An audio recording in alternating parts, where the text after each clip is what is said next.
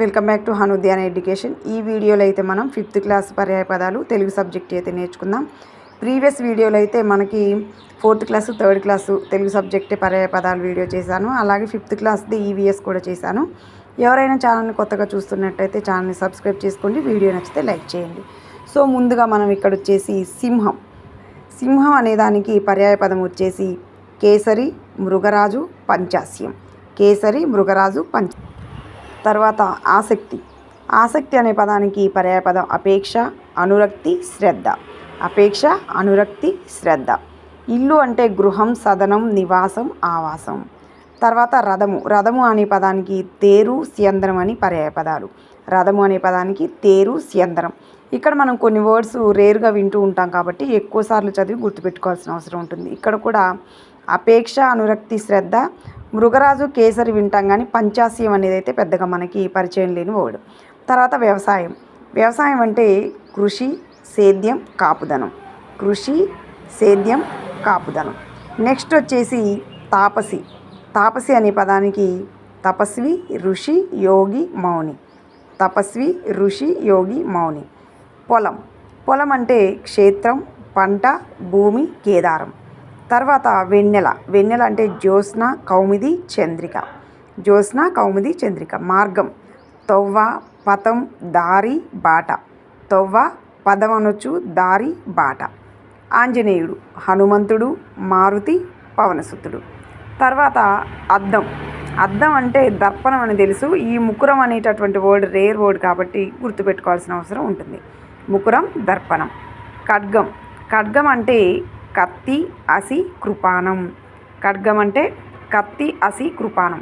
అమృతం. అమృతం అంటే సుధా, పీయూషము, ఘృతము. సుధా, పీయూషము, ఘృతం అమృతం అంటే. తనువు. శరీరము, కాయము, మేను. శరీరము, కాయము, మేను. వెండి. వెండి అంటే కలదౌతం, రజతం. కలదౌతం, రజతం. రజతం తెలుసు, కలదౌతం అనేది కాస్త రేర్ వర్డ్. గ్రామము. ఊరు, కుప్పము, పల్లె, కోటిక. ఊరు, కుప్పము, పల్లె, కోటిక. గుర్రము. అశ్వము, తురంగము, హయము. అశ్వము, తురంగము, హయము. దుఃఖం. ఏడ్పు, శోకం, రోదనం. ఏడ్పు, శోకం, రోదనం. సో గుర్రం అనే దానికి అశ్వము, తురంగము, హయము. అయితే మనం వీటిలలో ఓన్లీ పర్యాయ పదాలుగా చదువుతున్నా కానీ ఒక్కొక్కసారి మనకి అర్థాలు కూడా వీటిని ఇస్తారండి. అర్థాలకు కూడా ఈ పదాలు మనకు ఉపయోగపడతాయి కాబట్టి మనం ప్రత్యేకంగా అర్థాలను చదవాల్సిన అవసరం లేదు. నానా అర్థాలు కావచ్చు, సాధారణ అర్థాలు కావచ్చు, తర్వాత పర్యాయ పదాలు కావచ్చు, ఒకదానికొకటి కోరిలేషన్ కలిగి ఉంటాయి కాబట్టి మనం ఒకటి చదివితే ఇంకొకటి మనకి యూజ్ అయ్యే అవకాశం ఉంటుంది. అలాగే 6వ తరగతిలో చూద్దాం. 6వ తరగతిలో అడవి. అడవి అంటే వనం, కాన, అరణ్యం. అడవి అంటే వనం, కాన, అరణ్యం. ఉదది. ఉదది అంటే సముద్రం, రత్నాకరం, సాగరం. సముద్రం, సాగరం తెలుసు, రత్నాకరం కొంచెం రేర్ వర్డ్. ఏనుగు. కరి, హస్తి, గజం. కరి, హస్తి, గజం. కప్ప. మండూకం, బేకం, దర్దురం. కప్ప అంటే మండూకం, బేకం, దర్దురం. ఇది ఇంతకుముందు కూడా చదివాను 3rd క్లాస్లో. కథ. గాథ, వృత్తాంతం, ఉదంతం. కథ అంటే గాథ, వృత్తాంతం, ఉదంతం. అలాగే కడుపు.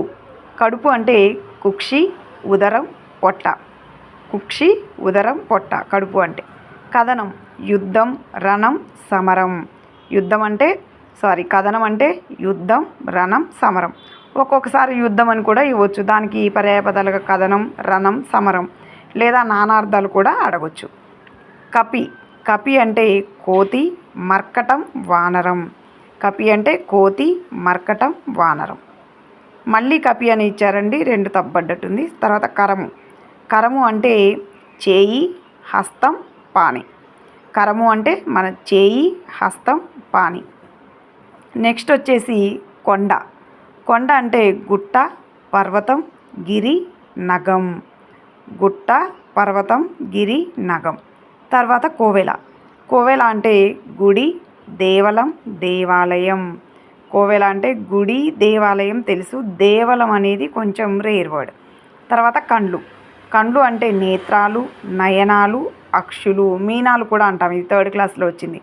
కండ్లు అంటే నేత్రాలు, నయనాలు, అక్షులు, మీనం అని కూడా అనొచ్చు.